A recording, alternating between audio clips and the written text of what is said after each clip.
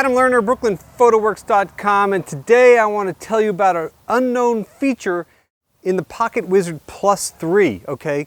These little Plus 3s are amazing. I love the Pocketwizards. They're so reliable. The range is incredible, and they really, really work. But there's a special feature that I have unlocked on these Pocketwizard Plus 3s that I want to share with you. Now, you guys know how much I love crushing ambient light, right? Well, here we are. We're in the middle of the day. It's about 1 o'clock, and you can see that the sun is pretty much directly overhead. You can see by the shadowing over here, the shadowing is literally falling straight down from the motorcycle. So what am I going to do here? The only way to really properly shoot this bike without putting an ND filter on the camera would be to pump up or close down my aperture, I should say, and I would have to shoot at like an aperture like maybe f11 or something like really, really, really small, and then I wouldn't get the look that I love. I love that wide open look where the background goes really soft. Okay, now the other thing I also love to do is crush that ambient light.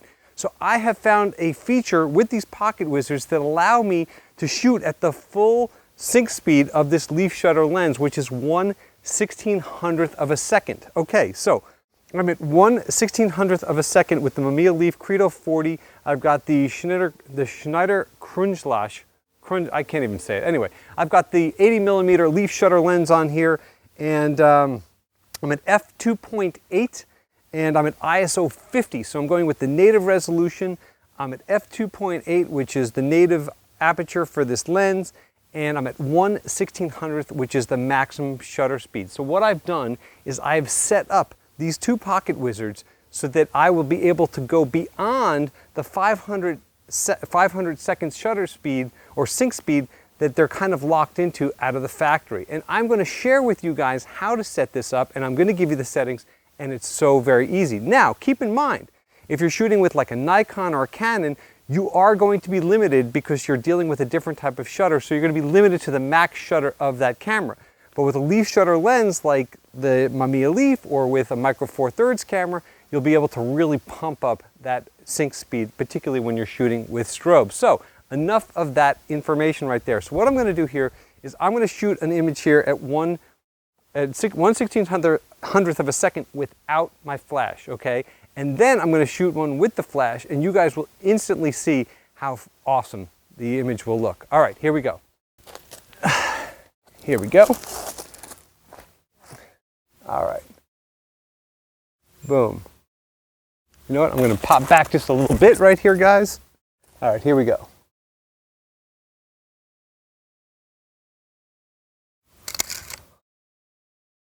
Awesome. Now, image is really dark. I like that. I like that I've got the the dark background, so that lets things fall away. But now I want to light this sucker. So I'm going to turn on my Pocketwizard right here. And I'm just going to test it. Boom, you see two flashes over there. That means it's in high-speed sync. All right, here we go.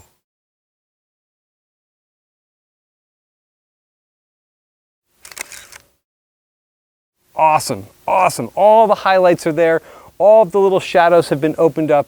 We've got this thing really, really beautifully lit, and I couldn't be happier with that. That is high-speed sync using the Pocketwizard Plus 3s, okay? I've got the Einstein over here. I'm actually connecting, rather than using the transmitter that I have with the Einstein, I'm just using a Plus 3 with a sync cable. I've got a Plus 3 on top of the camera, and like I said, I'm showing you guys all the settings. I'm giving you the description. It takes literally 2 minutes to get this thing set up, and then boom, you've got your fast shutter speed, so you can crush that ambient light in daylight, which you guys know I love to do. All right, guys, so here it is. I'm going to show you very quickly how to set up a pair of Pocketwizards so that you can do high-speed sync. Okay, so we've got a pair of Pocketwizard Plus 3s sitting right here on my desk, and you can see that they're both set to transmit and receive. Actually, I'll set them to like their default settings, and transmit and receive in channel 1. Okay, so they're in their basic generic settings. So in order to get this to work, you have to set the transmitter and receiver to any channel above channel 16. So just for this purpose, I'm going to go up to channel 17. Okay, boom. 17. Okay, I'm going to do the same thing over here.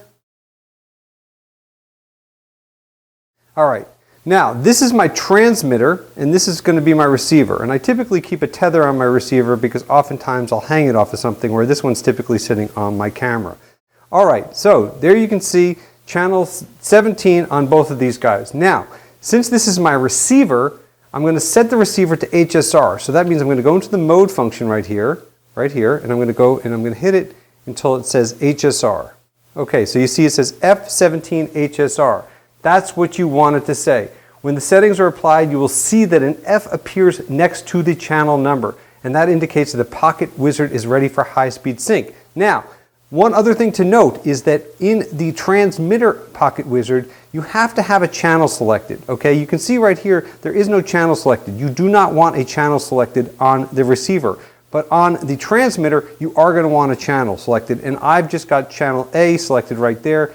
You can see channel A. And there you go. Boom, you hit it, test it, and it'll go.